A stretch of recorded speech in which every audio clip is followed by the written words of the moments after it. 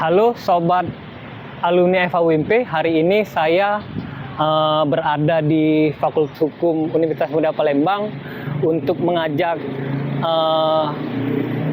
melihat perkembangan kampus kita yang hari ini cukup membanggakan. Untuk kelanjutannya, kita lanjut saja untuk mengecek fasilitas-fasilitas yang ada di Fakultas Hukum Universitas Muda Palembang. Yuk, ciao!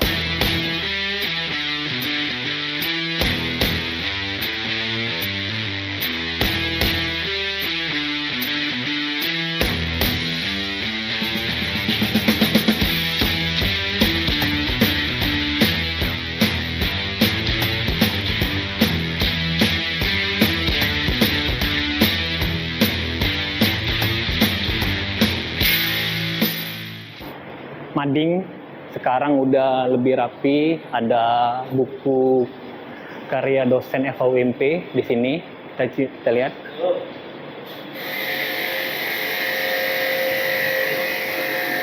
Ada Pak Heri Salia. Dulu Pak Heri Salia ini adalah di zaman saya selaku dekan Fakultas Hukum.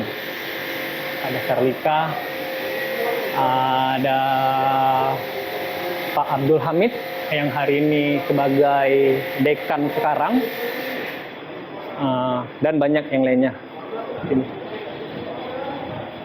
ruangan dosen yang hari ini sudah menjadi ruangan sekretariatan Fakultas Hukum, tapi lagi banyak kegiatan di dalam, jadi tidak boleh masuk. Sepertinya kita harus ngobrol sama mahasiswa atau mahasiswa di sini untuk tanya-tanya langsung lah soal kegiatan kampus.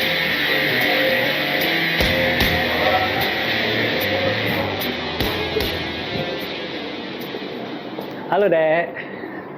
Halo Kak. Salam Dek. Siapa namanya Dek? Lintang Kak. Lintang. Lintang di sini angkatan berapa Dek? Angkatan 2023. 2023, udah nak tamat ya? Insya Allah. Ya, di sini kakak kena tanya deh soal kampus FHUMP ini. Selama di sini apa sih yang sudah ada lihat perubahan dari kampus ini? Kalau untuk perubahan itu sendiri sudah banyak Kak, dari mulai bangunannya, terus juga prestasi-prestasi yang didapat dari mahasiswa Fakultas Hukum ini sudah lumayan banyak dari tahun ke tahun. Itu kalau dari fasilitas yang sudah ada nih, menurut ada yang kelas mahasiswa ini sudah cukup belum untuk yang sudah ada di fasilitas sama Fakultas Hukum? Kalau untuk fasilitas yang sudah ada nih, aku rasa cukup Kak, karena dari AC, terus juga WC dan juga ruangan-ruangan itu pas dan juga nyaman untuk mahasiswa belajar. Oh, sudah tertata rapi ya? Tapi kalau untuk pendidikan khusus ini apa deh yang masih kalau di zaman kakak dulu kan, dulu ada namanya AIKA, ilmu keislaman tentang kemuhamadian, itu masih ada? Masih Kak, sampai sekarang. Masih? Jadi dari semester 1 sampai ke semester akhir itu masih. Masih? Oh, itu juga salah satu syarat juga untuk lulusan ya? Lulusan.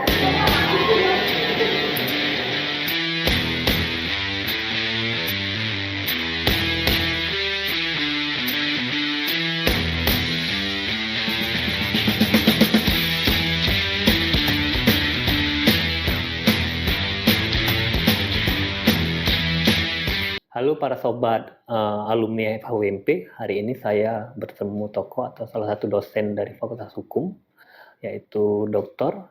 Kalisa Hayatuddin, SH.M.Hum, yang hari ini ada di hadapan saya, sudah menyempatkan waktunya. Terima kasih Bu untuk hari ini. Jadi Bu, kedatangan kami hari ini sebenarnya menceritakan sedikit nostalgia lah kami selaku alumni yang sudah lama. Aku ini angkatan 2005 Bu, 2005 yang tinggal kemajuan dari pendidikan maupun fasilitas kampus hari ini cukup menarik untuk kami sorot hari ini kan. Kami sedikit ingin minta info lah ke Ibu kan soal Gimana sih Bu ke perkembangan dari fasilitas mahasiswa yang kita dapat hari ini nih, kira-kira cak mana Bu? Oke. Terima kasih ya atas kesempatannya. Saya juga ingin menyapa pemirsa. Assalamualaikum warahmatullahi wabarakatuh. Waalaikumsalam warahmatullahi wabarakatuh. Pada kesempatan ini saya merasa terhormat ya dan merasa bangga hatinya didatangi para alumni Fakultas Hukum Universitas Muhammadiyah Palembang terkait ya mungkin temu kangen lah ya terkait bagaimana perkembangan kampus kita pada saat ini ya. Iya, Bu. Jadi ya kayak saya juga selaku alumni angkatan tahun 87 gitu. Mungkin kalau melihat gedung kita ini memang tidak ada perubahan gitu ya. Mungkin perubahannya dari sisi warna, tapi kalau bentuk gedung ya kita tuh ya persis masih sama di zaman-zaman kita kuliah dulu seperti itu. Hanya saja perkembangan saat ini ya kalau dulu mungkin kita belum banyak AC, sekarang kita sudah AC. Terus metode pengajarannya kita sudah menggunakan LCD gitu ya. Dosen-dosen itu sudah dituntut untuk menggunakan fasilitas alat elektronik lah, artinya itu perkembangan seiring dengan perkembangan dunia globalisasi bahwa kita lebih cenderung menggunakan dengan sistem teknologi gitu kan. Kalau dulu kan kita kuliah barangkali memang harus tatap muka, tidak ada istilah Zoom. Kalau sekarang itu kapanpun ingin kuliah ya bisa dilakukan. Jadi tidak menjadi suatu halangan lah bagaimana proses perkuliahan itu harus tetap terlaksana gitu. Sekarang ada yang ingin saya ceritakan bahwa kita pada saat ini sudah ada jauh lebih maju ya. Kita sekarang ada kelas internasional.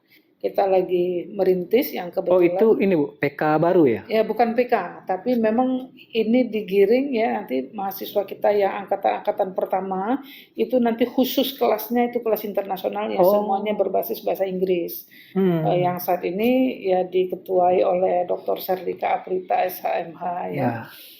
Dan alhamdulillah Bu Serlika dalam beberapa bulan ini sudah mengajak anak-anak, merekrut anak-anak didik kita ini di dalam pengembangan jurnal internasional merupakan juga pengabdian ya yang sudah dilakukannya dan alhamdulillah mendapatkan antusias yang luar biasa dari mahasiswa. Ternyata kita ini diem-diem mahasiswa kita tuh banyak juga yang pintar bahasa Inggris. Bu, ya? Iya, jadi banyak yang pintar bahasa Inggris. Nah, kendala kita pada saat ini kita ingin mencoba bagaimana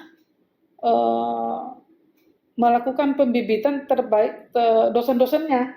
Kita harus mempersiapkan dulu mempersiapkan dosen-dosennya supaya memang nanti supaya negara-negara luar bisa kuliah di tempat kita. Sebagaimana ada sudah di beberapa fakultas lain kan dia sudah menerima dari negara-negara luar. Maksudnya tuh mahasiswa di luar tuh boleh kuliah di sini gitu. Nah, kini kita sudah memulai sekarang sudah dalam proses yang jelas pada saat ini seperti itu.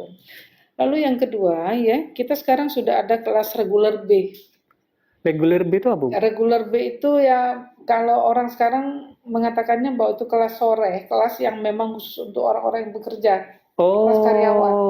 Kayak hukum suri kayak itu ya. Kayak dulu di zaman-zaman kita dulu kan ada gitu zaman-zaman ibu dulu gitu kan. Nah, kalau sekarang itu kan itu tidak boleh lagi yang Sabtu Minggu. Sekarang dia kuliahnya dari hari Selasa sampai dengan hari Jumat. Jadi mata kuliahnya itu dari sore jam 4.30, nanti break, maghrib, lalu nanti ada satu mata kuliah lagi gitu.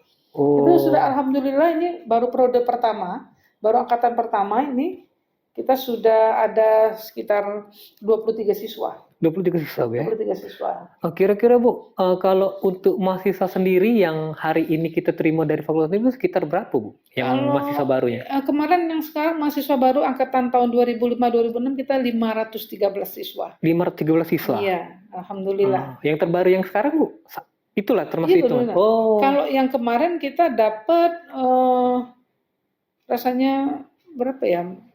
480-an, hampir 500 kalau yang kemarin. Hampir 500. Yang 2024-2025. Itu yang termasuk yang kelas baru itu, Bu, ya? Iya, yang ini, yang angkatan 2025, 2026 yang angkatan baru gitu. Oke. Nah, kalau untuk yang tadi balik lagi ke soal hukum internasional tadi, Bu, ya.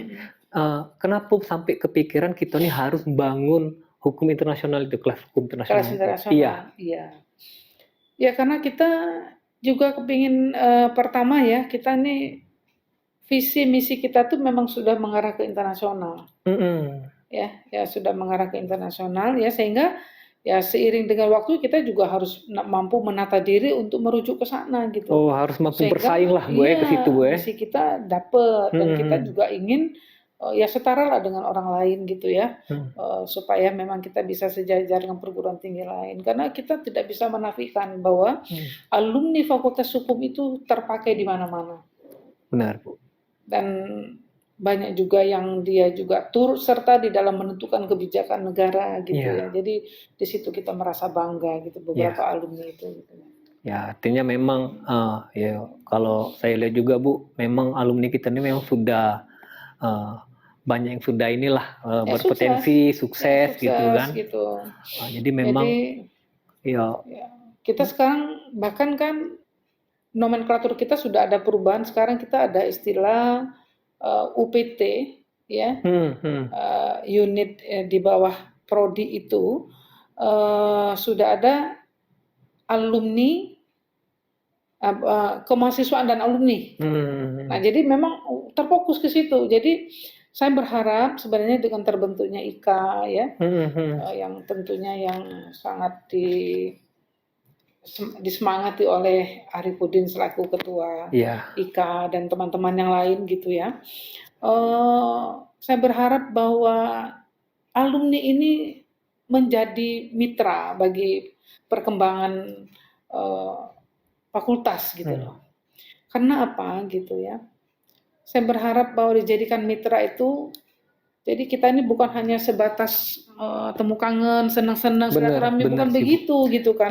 Tapi memang alumni itu harus mampu memberikan sumbangsi pemikirannya untuk kemajuan daripada fakultas kita, khususnya Fakultas Hukum. Jadi baik itu ya juga termasuk sebagai sosial kontrol ya. Sehingga memang ada hubungan batiniah antara alumni dengan lembaga kita ini gitu kan.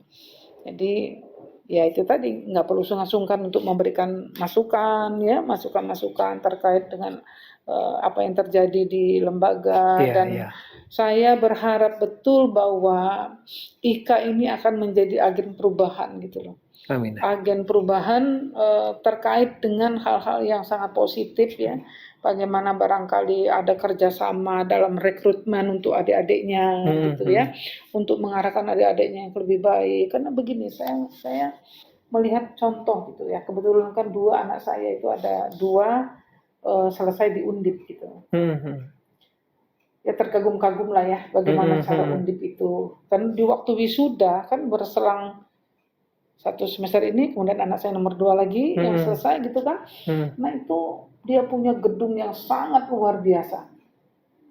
Luar biasa. Saya seperti melihat istana gitu, bagaimana gedungnya itu. Megahnya itu ya. Betul-betul kontribusi dari alumni.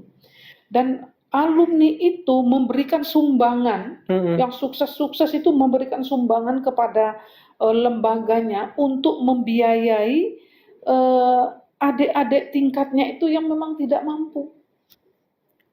Jadi memang ada khusus beasiswa langsung gitu ya? Iya, diberikan kepada alumni, kepada adik-adik yang tidak mampu. Dan mereka itu kan punya dana lebih, punya lebih nyumbang ke universitas gitu. Nah, nampaknya kita belum ada ke arah sana. Tapi maksud saya kalau memang artinya mungkin pihak universitas belum sampai terpikir seperti itu, ya, saya berharap kita mulai dari kita Fakultas Hukum. Tentunya untuk seperti itu bagaimana artinya alumni itu mampu berpikir untuk membangun baik secara fisik, mungkin secara moral ya terkait dengan lembaga ini. Tentunya kan Fakultas Hukum ini harus memberikan keyakinan mampu dipercaya gitu loh. Iya, benar. Ya, harus mampu dipercaya sehingga alumni itu punya rasa simpati untuk berkontribusi baik pemikiran maupun barangkali yang bersifat material ya dalam bentuk dana beasiswa untuk anak-anak orang yang tidak mampu gitu, sehingga luar biasa gitu, gaungnya tuh memang betul-betul luar biasa gitu. Iya, iya. Ya, Jadi memang sebenarnya juga Bu, kalau saya lihat kan memang peran alumni memang hari ini harus wajib lah, kalau aku kan harus mendukung yang namanya fakultas kita tercinta ini Bu, biar memang lebih baik lagi.